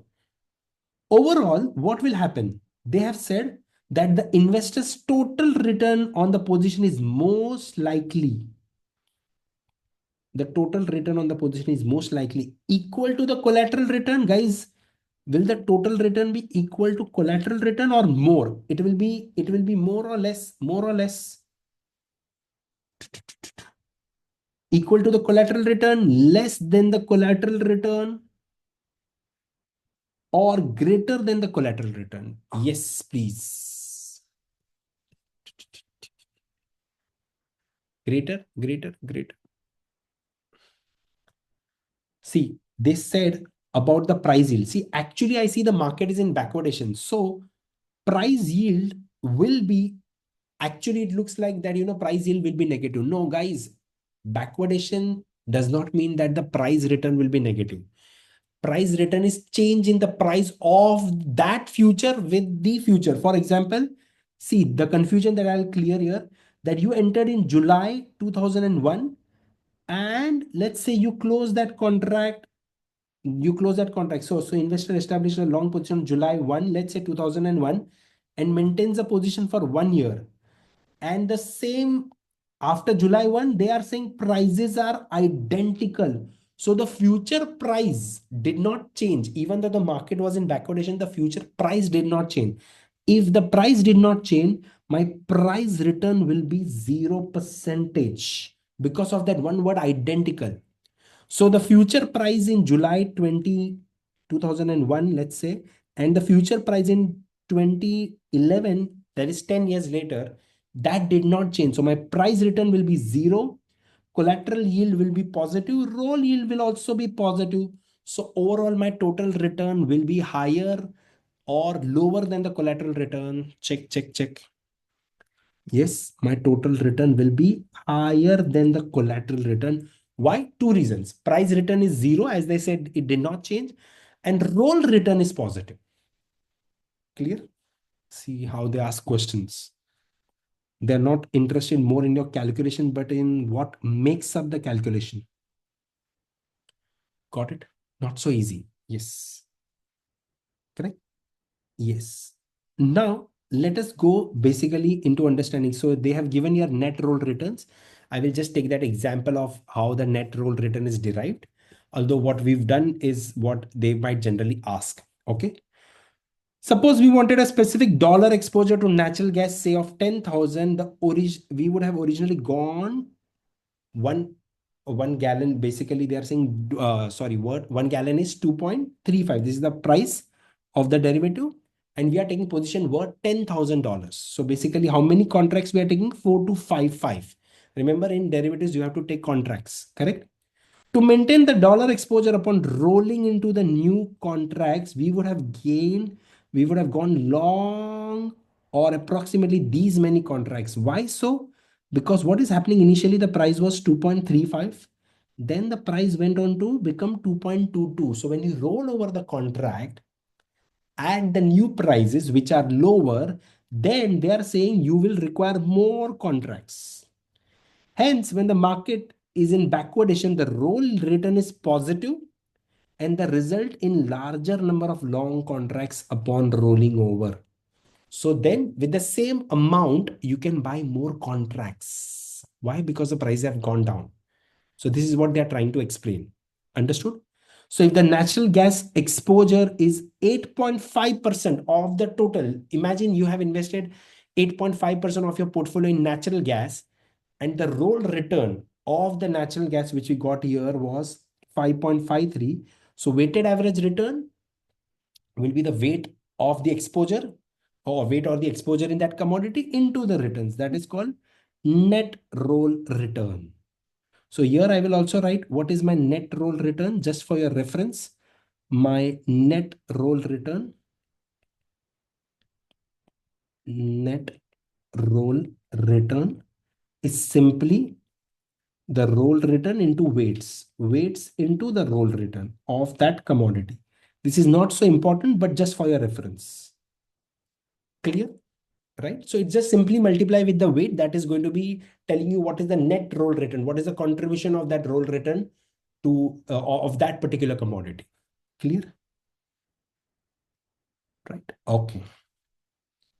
Now we are going to discuss commodity swaps. What is swap? Swap is exchange of one stream of cash flow for another. Here, people take exposure into commodities without actually buying the commodities by taking position in the swaps. Remember, the biggest advantage of swap is that you do not have to physically take an exposure or buy that particular commodity or buy that particular asset. And swaps being OTC contract, you can customize it the way you want, provided a dealer is able to arrange that, right? So you get exposure to that particular commodity without actually buying it. That is the biggest advantage, right? So swaps are created for which the payments between the two parties are based on various risk factors such as excess return, total return, and so on. So we will discuss all the different types of swaps. 4 different types of swaps we are going to discuss. Number one is total return swap. Total return swap is where you are going to pay fixed return to someone and you're going to pay fixed, and in return the opponent will pay you returns on a commodity. So you're going to receive returns on the future prices of the commodity. So you're going to receive what? You're going to receive, see here, total return, the swap buyer will receive periodic payments based on the change in the future price of commodity. Change in future price of commodity.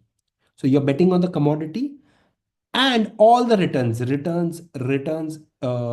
the return on collateral in return for a series of fixed payment. So you're going to get price return plus not the rollover, but plus the collateral return.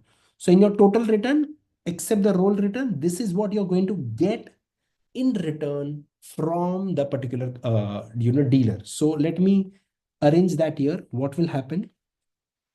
So see, first type of swap we are discussing is total return swap. Total return swap. In this, when I say total return, we are not taking the rolling part, right? Because we are creating a contract, so there's no issue of rolling here. So in the total return swap, number one party will pay fixed rate. Let's say fixed rate is 5%, and in return will get total return on the commodity. Total return, which is a combination of collateral return, my mistake, plus change in price. This is what I'll get on the commodity. So this is what I will pay fixed rate, and receive the commodity return. Clear? Clear, clear, clear. Everyone, this is how the swap will work.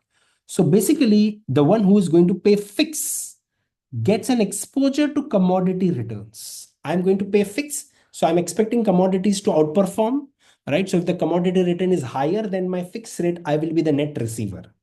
So see this total return swap. Each period, the long will receive total return on the commodity times the notional principal, right? Net of the payment promised to the short.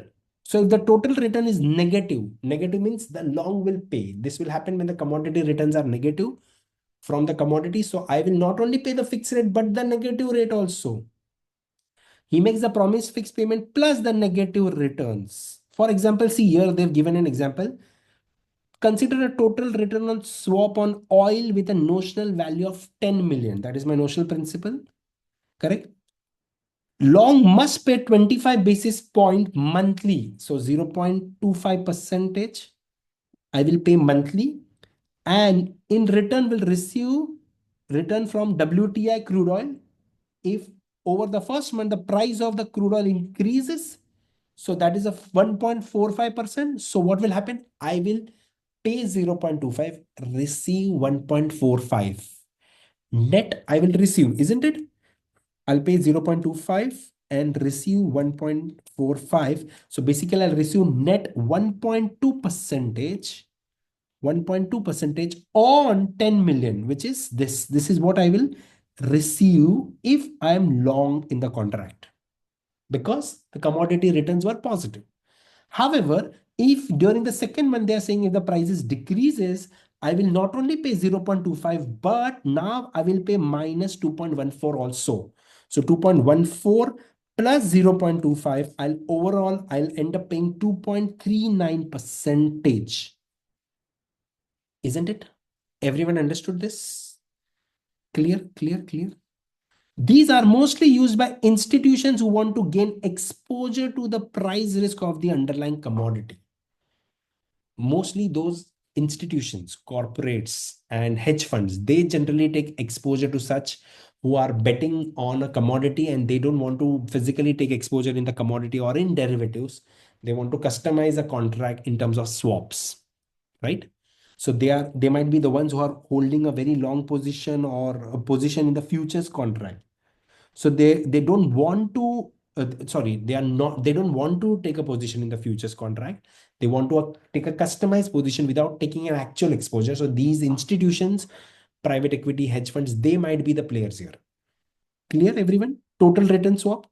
So in total return swap, I'm going to pay fix and receive the return on the commodity. If the return is negative, I'll pay more. I'll end up paying more. Correct? The second type of swap is not the total return. It is called excess return swap. Excess return swap. Contrary to total return. What is excess return swap? Let us discuss that. So, where is it? Yes, second type of a swap. In excess return, a party may make a single payment at the initiation of the swap and will get payments if the commodity return exceeds the benchmark. So if the prices exceed a particular cap or a benchmark, right, only then I get the returns, otherwise I don't get the returns. Okay, so it's like investing in, it's like an option, isn't it? You are paying a single payment at the inception.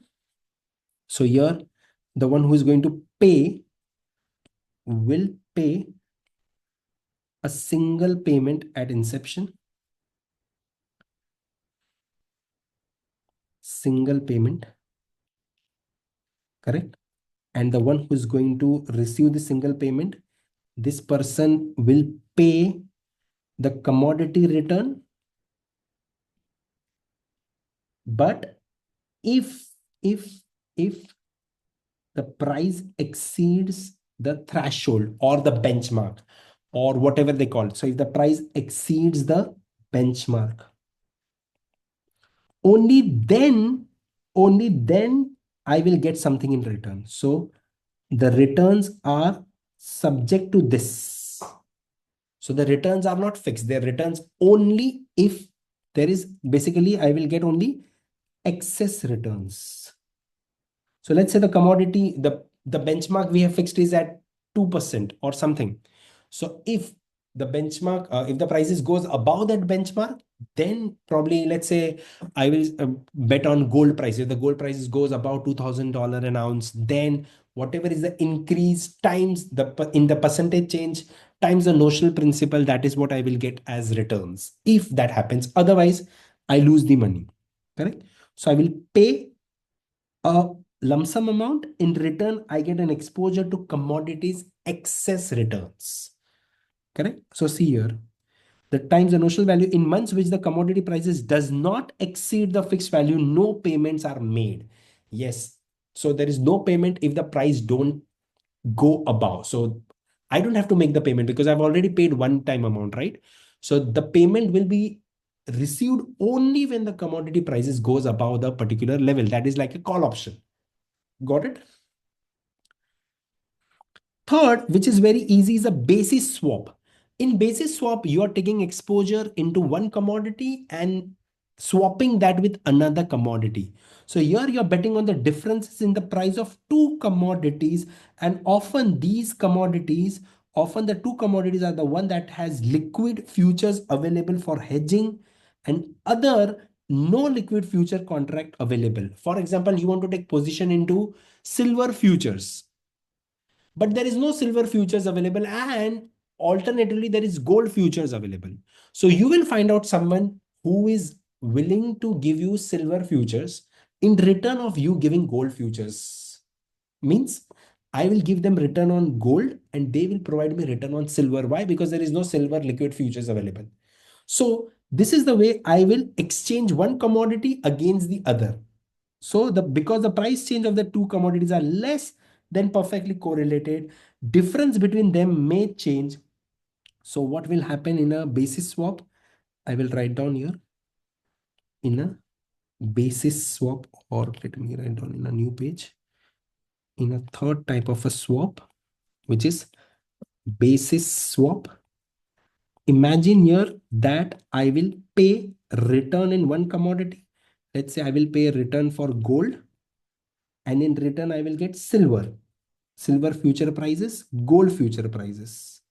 Okay, so the guy is going to pay and this guy will receive, let's say, one party and the other party. So this guy is going to pay the gold futures and he will receive the silver futures. Correct? This is what will happen. Clear? Everyone? Now, what if they are not highly correlated? And what if the gold prices increases? So you'll have to pay gold. And what if the silver prices decreases? You'll have to pay silver as well. Right? So that is possible also here. By combining a hedge using liquid futures with a basis swap, the swap buyer can hedge the price risk he faces from the input that does not have a liquid futures market. So many institutions, they do what? They combine their underlying position with this swap to hedge. For example, I'm worried about I need silver and I'm worried about the silver prices rising. Okay, so then I might do a situation where I will get silver returns in the swap if the prices increases. So that will cover my cost of buying the silver from the market. So it is used as a hedging tool also. Finally, we are going to understand the last type of a swap, which is a commodity volatility swap. Here you are betting on the volatility of the commodity. So the one who is expecting the volatility will increase, they will go for a long position. So if the volatility is higher than the expected level, then the buyer receives a payment. Opposite will happen when the volatility goes down, the buyer will pay, right? So when actual volatility is lower than specified, the volatility seller receives the payment. Correct? So commodity volatility swap, the last type of a swap, commodity volatility swap. Here one party will pay if the volatility increases and the other will pay if the volatility reduces. So If the volatility increases, one party will pay, the other will receive, or if the volatility increases, or they will pay when the volatility reduces. Correct? So when the volatility reduces, volatility of any commodity, okay, right? The volatility when it increases or decreases, opposite will be the payment. Clear? So basically, you're not betting on the prices, but on the volatility of the commodities. Yes, same way, if the actual variance exceeds the fixed variance, let's say the fixed variance was 5%, but the actual variance turns out to be more than that, then the one who is long will pay, the one who is long will receive, the one who is short will, pay, correct? But if the actual variance is lower, then the seller will receive the payment. The long will pay if the volatility goes down. Clear? The four types of swap. Okay. Something related to swap. Let us see, there is a question related to swap. If an investor enters into the swap contract under which the net payment will vary directly with the price of a commodity. Yes, the contract is most likely described as basis swap, total return swap, or excess return swap. See, in basis swap, there are two commodities, isn't it? So it's not dependent on one commodity. Excess return you will get only when the return goes above a particular level, not always. They said the net return will vary, net payment will vary directly with the price of commodity. So that is only one thing, that is total return. Why not excess return, guys? Because in excess return, even if the price, not every time when the price change you get the amount, you only if the price goes above a particular benchmark. Correct? And in basis swap, it depends on two commodities. That's why it's not basis swap. Clear? Okay. Yes. Finally, we'll discuss some of the indexes of commodity. How do I gauge what is happening in the commodity market? Okay. First of all, the problem with commodity indexes is that many people say they are not reflective of what happens in the real commodity. Okay. So there are several published indexes, and one quality that is required in the commodity index is that it should be investable. Means I should be able to replicate the index if I were to directly trade myself.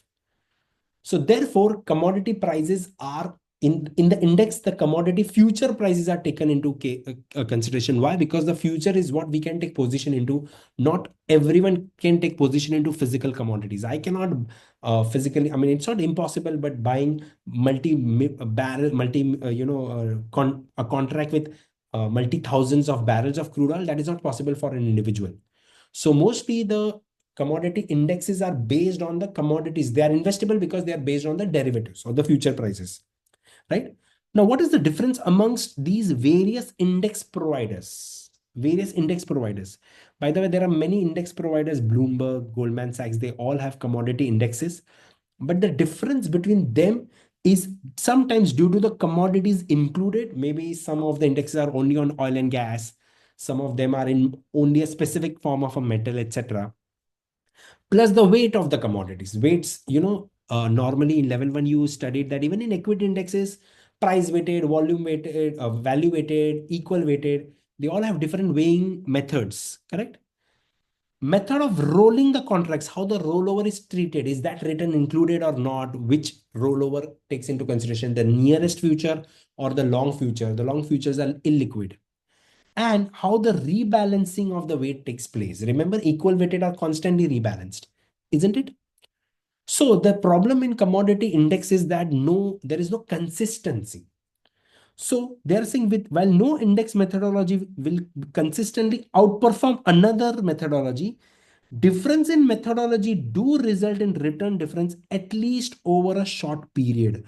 So when you see two index performing differently in the short period, they are saying in the short period, it is due to not the performance of the commodity, but it is due to the index methodology. So the short-term performance is due to how the index was created at first place. But in the long run, of course, it is not due to that. In the long run, the performance is due to the difference mix and weights of the constituents. So in the long run, it is due to the commodities inherent performance. So long term, I can say it is due to commodities and weights. Short term, it is due to the methodologies. Clear?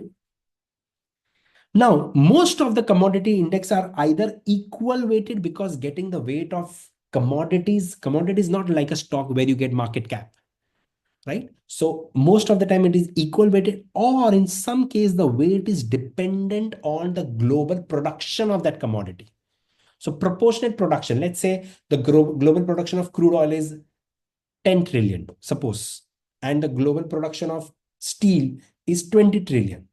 And if two commodities I've taken into my index, so I will accordingly do the weights based on their proportionate production, such as the value of the global production of an individual commodity or sector.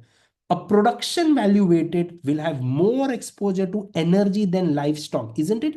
Because see, the value of 1 barrel of crude oil is probably higher than, equal weightage of an animal. Example, they're saying in the contract value of the industrial or the energy will be much higher than the livestock or the grains in some cases.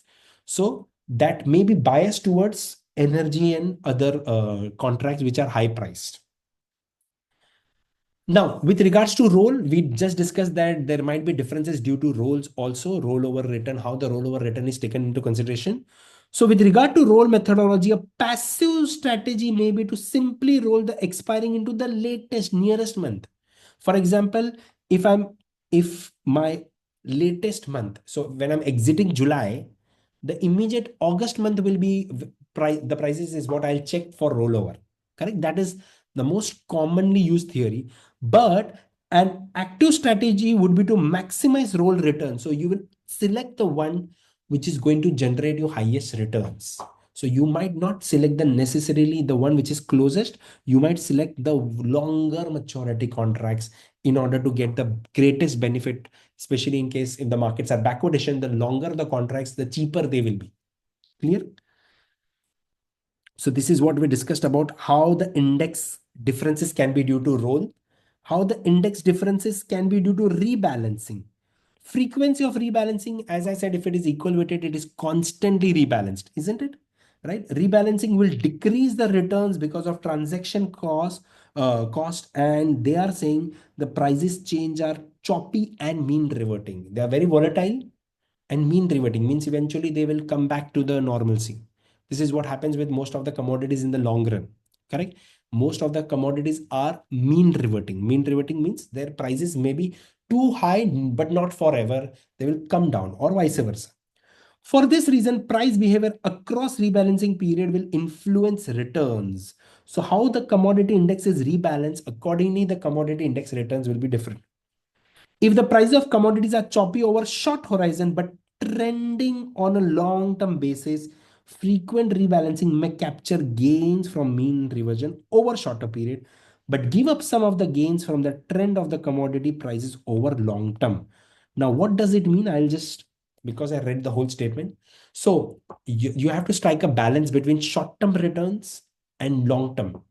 So if the markets they are saying are mean reverting, but for very short term period and trending in the long run. So in short term, you might get some gains, but in long term, you will lose.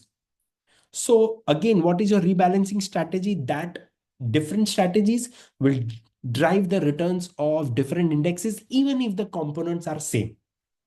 So let's say there is an oil and gas index A and index B. Both might have different returns due to the rebalancing strategies. Got it? While difference in index construction methodology will lead to difference among index returns we discussed, over relatively short periods, no one methodology is necessarily superior over in the long run period. Means short term, this all differences in index constituents or rebalancing that will only dictate the index returns for short run. The differences will be due to short in the short run only. In the long run, it is completely based on the commodity's inherent strength. So correlations between the returns on different indexes have been relatively high. What does it mean? That in the long run, the returns are mostly dominated by the commodity prices, not how the indexes are created. Correlation between commodity index and returns on stocks and bonds have been low, and therefore people take an exposure in commodities as a matter of diversification. Clear? A lot more theory, right? Too much of theory to discuss. But this is where we complete the whole topic of commodities. Remember what all things we've covered. We started with fundamental analysis, where we understood the inputs which predict the shock. Then we discussed the classification of different commodities and life cycle. And then we moved on to the valuation of commodities, correct? Especially compared to stock, where we took the benefit and the cost. We understood the calendar spread, we understood the basis spread, correct? Then we understood the participants in the commodities market: traders, informed investors, basically arbitragers, speculators, hedgers, commodity regulators, analysts, etc. Right? Correct? Exchanges. And then we understood, very, very important, the three theories of commodity returns: the insurance theory, dominated by the producers; hedging pressure theory, dominated by the consumers; and storage theory of storage, which considers cost and benefit both. Right? Then we moved on to understanding the returns of commodity, the total returns, which includes collateral, price, and roll returns. It's a small component, but roll return can be positive or negative depending markets are contango or backwardation. And then we understood the different types of commodity swaps: total return swap, excess return swap, basis swap between two commodities, very famous, and volatility swap, where you're betting on the volatility of the commodity. Finally, we understood the commodity index. Broadly, we understood that the short-term difference between indexes is due to the composition of how the index are. But in the long run, the correlation between indexes are high. That means in the long run, the commodity's inherent price dominates the index. So these issues of composition of commodity indexes are only for short term. Correct? And the last thing, that commodities have a low correlation with the traditional assets like debt and equity. So therefore, they become quite a point to be invested for diversification. This is where we conclude the introduction to commodities and commodity derivatives. Clear, everyone? Understood? Yes. A lot more theory, but these small points make the topic a bit lengthy. Got it? Any questions, anyone? Perfect. These are very short topics. So whatever I do in the video, when you watch fast forward, just simply go through it, mark it, write it, see the way I have written here, some of the aspects, so that you can remember it at the last day revision.